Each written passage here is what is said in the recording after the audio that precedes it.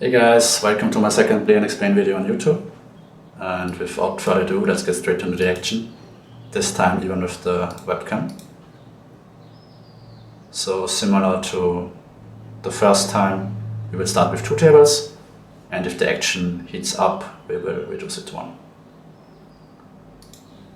So here I think I don't know this akimbo guy, if he's a recreational or regular, so I will just start out with a check. I think out of position checking a lot in those multiple pots is a good strategy. And I will do the same thing on the table too. Insta check back, okay. So when he insta check backs, I think his range is probably very pocket pair heavy. So I think a small turn size attacks this region pretty well. And on table 1,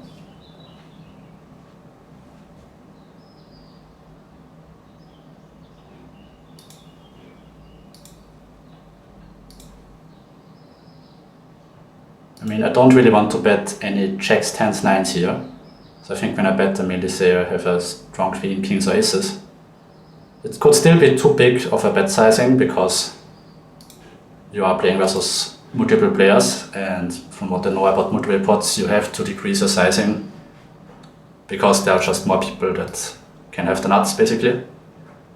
And I also don't really have deuces and threes in those positions, so an aggressive opponent could certainly start attacking me here.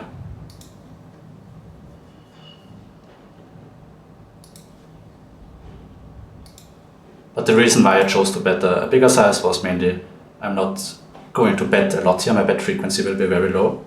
And when I bet, then I think the sizing is fine. Fortunately, I have no idea whether a short stack, if I can jam this or not for 20 big blinds. Here I think I can probably go for the re-raise. I'm gonna do it, but I have no idea. You can tell me in the comments, I'm really bad playing at those shallow stack depths. Oh, this is unexpected. So my play becomes a lot worse when he does this at frequency. But usually this guy is just dead money and this guy is ISO raising white. So it's kind of a nice spot to attack. And again I play versus presumably recreational. Just folds.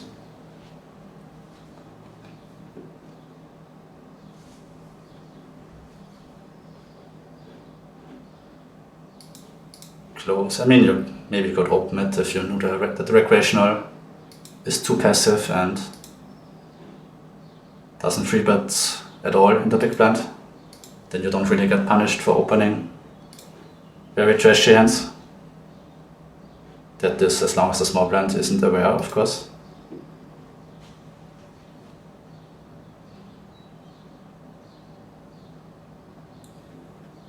Queen jack will mix in some free bets, but not if this guy acts first.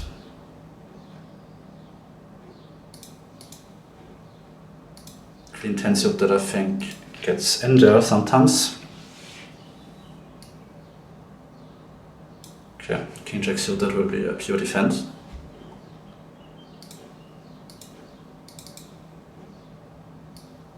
Let's see if we have some old notes that might be worth something.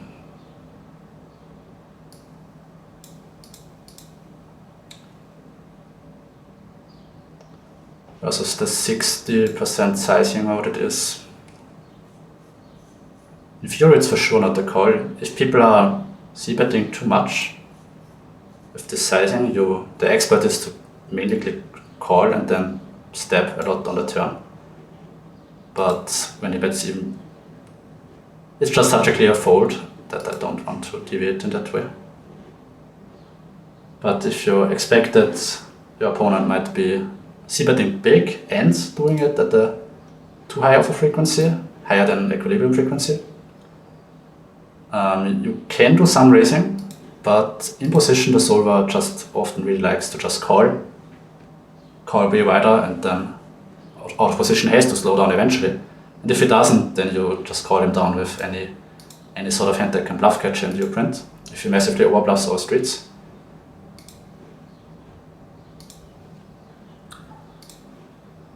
So I think king queen would probably be close here, like king queen without the heart. King queen without the heart and without a diamond. A diamond I think is pretty bad because the diamond, he is going to c-bet for sure back the diamonds, so you don't really want that if you don't have backdoor equity.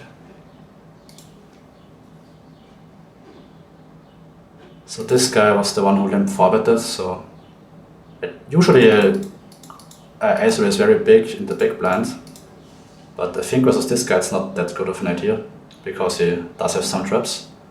So we'll go to 6 big blinds, and here we have an easy call of course. And table 2 we will start with a small bet. And taking it down is pretty nice. I don't think there would be too much you could do on the turn on a blank. I think you just have to check and yeah, more or less surrender, which is not great versus a recreational, but here I suppose we jam. Table 2 we roll high, so we will go for the c-bet.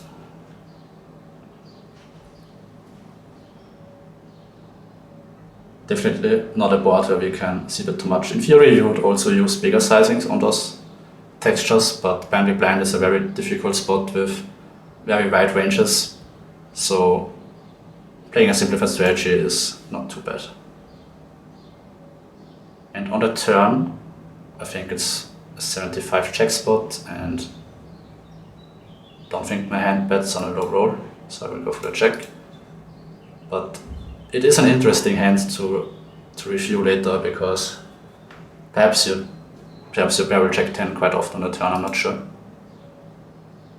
Those double flush draw boards are always confusing.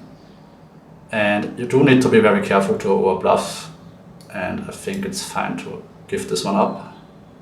The check in hearts is not great because you could have a hand like check 9 hearts that he floated on the flop, did not bet on the turn, and now would fold river. So I don't think those are great suits.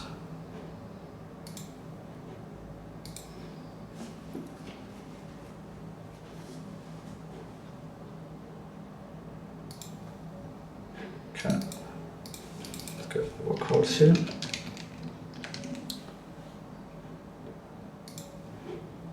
See if we can get his hand to showdown. King queen. Wow.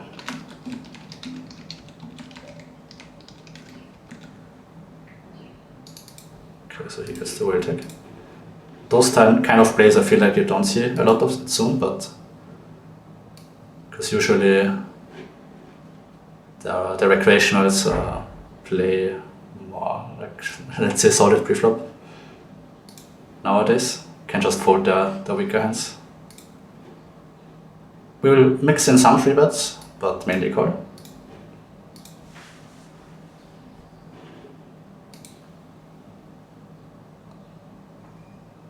And versus the small bet, we just have to fold without a diamond.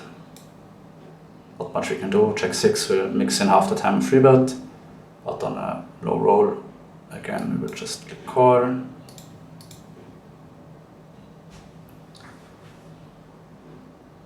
Unfortunately, we can't do nothing else than fold.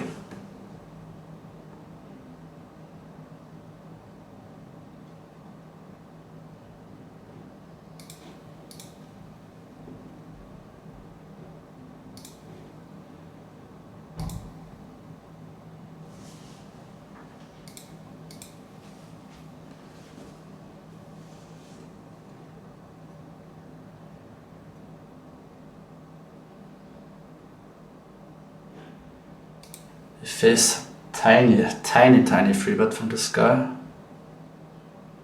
And here is usually an easy fold when the small blind flats, but if the small blind is also recreational, his range will be very wide, so I think you can actually call. Gonna defend. I mean, the sizing is tiny, it can't be too bad, and it's versus a recreational. And on the flop, we now can just fold a lot, that's fine.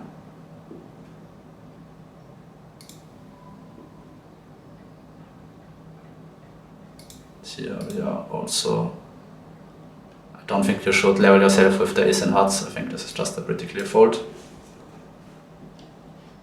Maybe if you bet small, you could potentially do something, but even then, I don't think it would be too great.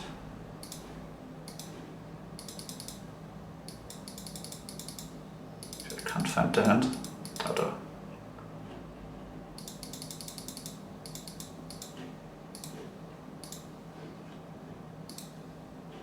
So mainly sports versus recreationals, which is different from the last video.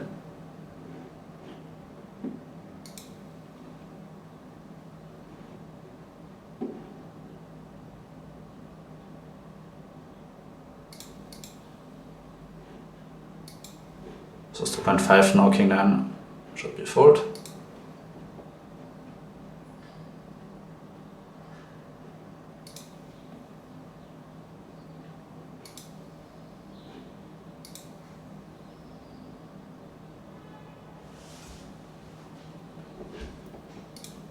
And we have a spot where we can play 75 for check. And our hand will be a mix of both options. On a high roll, we will start out with a c-bet. It's quite important that you can bet there with 7, 6s, 5s already. So your MP range is pretty strong, and on this type of boards, your under pairs to the board are just already very, very low down in range. And when he calls on the turn, we have two options. We can go for an overbet and then check back the river, or we can go for the check on the turn. And on a lowish roll, I think ace check will go for the check back. Button big blind, you would overbet this hand like pure, I think, but in those positions, he can already start folding a lot of ace-x, so it's not really great hands to overbet all that much. And versus his sizing, I think we just have a pure call. He could be ready betting the same hand.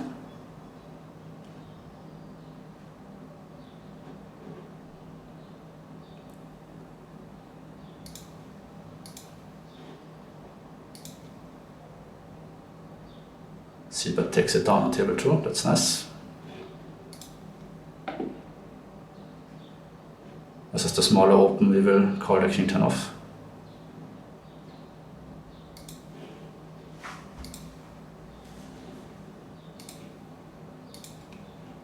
Here we will go for the 3-bet.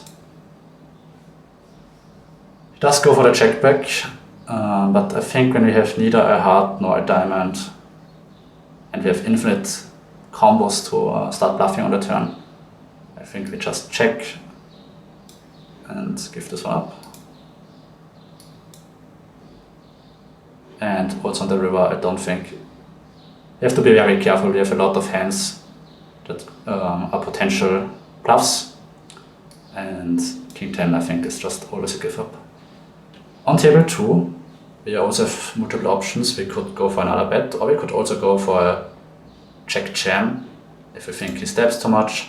It sucks a bit that we don't have an overcut to the queen for the check jam, but I think it could still be fine. It's just nice when he floats us with air and then steps the turn a lot, so I think we just have a lot of fold equities basically. And I think on the river I will go for the bluff, and I don't mind a small sizing with our blockers. The reason why I bet small was just, let's say he has jacks or 10s, he might call versus the small sizing. So it's a better, I think our hand is more suited towards a small bet than a big bet, but it shouldn't really matter. I think you just have to absolutely bluff the spot versus the recreational, but the sizing is probably not that much important, I would assume. And he still has all the pocket 6s, pocket 5s, those type of hands that we just try to get him to fold. We are not really trying to get him to fold a queen with that sizing. But I don't think he has a queen all that often anyway, because he checked back the turn. But at least he didn't bet, because the check jam would have turned out to be a disaster. So that's good.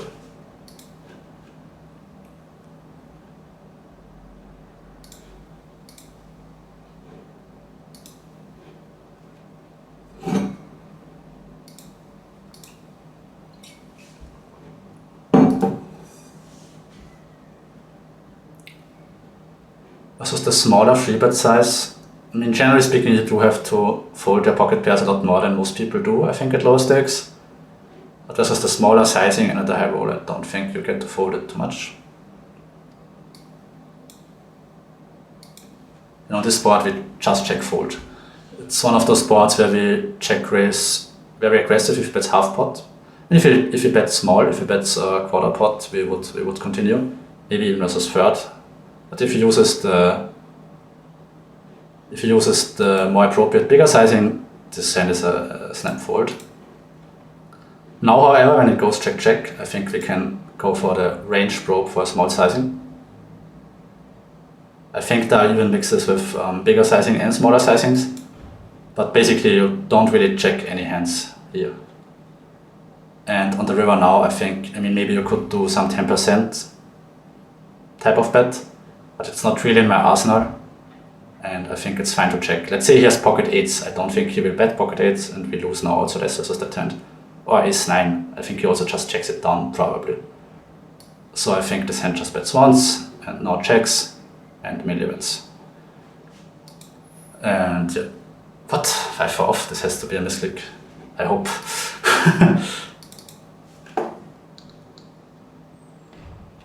I mean, that would be insane.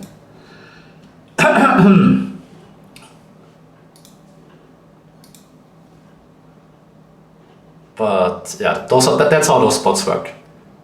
Once the pre-flop aggressor does check back, it's a really high V spot for out of position, because in position shouldn't slow play too many hands. He should have some, of course, but most of his strong hands he will see bet. And when he doesn't, then you can just probe NL2.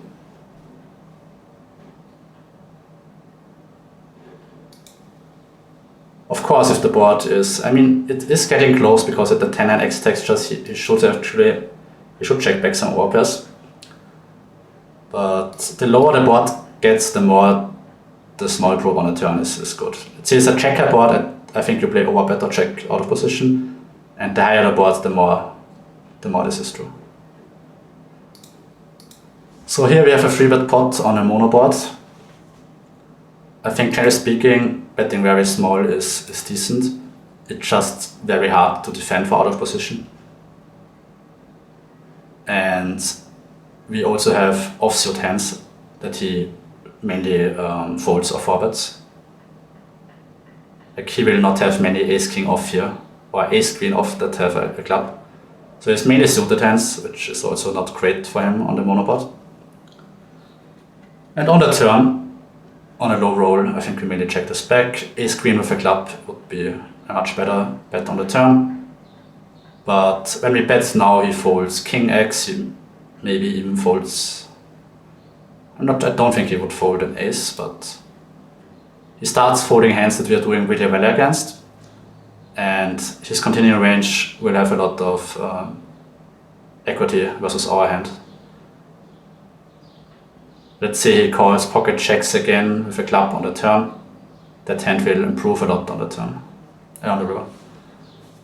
And now it's kind of tempting to bluff catch, honestly. You can see all the pocket 5s, 6s in the world. We do block ace check suited. So I think I go for the bluff catch. And I think this is, I mean, to be honest, I haven't studied monoboards all that much, but it looks very intuitive to come up with too many bluffs here. I can't imagine that he can start bluffing all of his pocket pairs. That would just be, like, he doesn't have that many value combos when he just check calls the flop. He will mainly fast play his strong hands, and his mostly what he's saying actually is that he either slow played the flop with a flush, which there are not really many combinations of. So that's almost nothing. So his main part of his value range is ace check, I think. And And here we face the 4-bet, interesting. And I think versus the bigger sizing versus an unknown, I just fold. Might be a call in theory, but I think folding is probably better in practice. But yeah, on that table, where he showed up with the pocket eights, I think it's just very easy to overbluff and to not have too many value combos. And when we have the ace and diamonds as well, there's only one combo of ace jack suited. They could of course have checks, but that 4-bet spree also. So I think it's a printing bluff catch spot, but of course it's easier to say when he actually showed up with the bluff.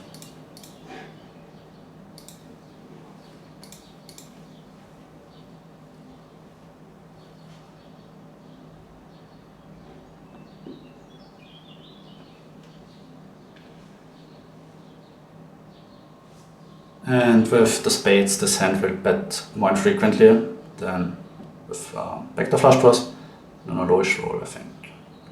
Going for the check, but I still don't think this hand is a pure check. On the spot we can have quite some bets. And if you check too much with your weekends, you overcheck fold, so that's also important to note. And here we will step quite polarized. I mean, this guys are recreational, but I still don't see any reason to bet this hand really. Same on the turn. I mean, sure, maybe he calls like some worse hands, but yeah, this is just a clear check back in my opinion.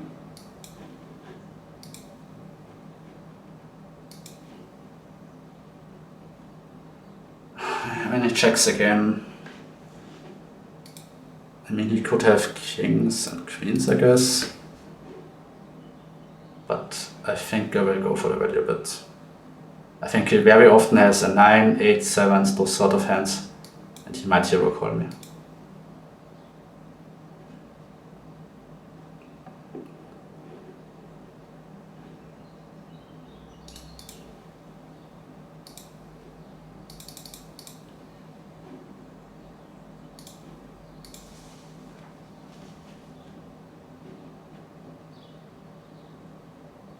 So already recording 20 something minutes. Ooh.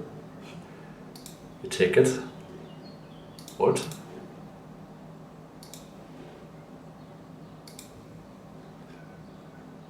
Nice.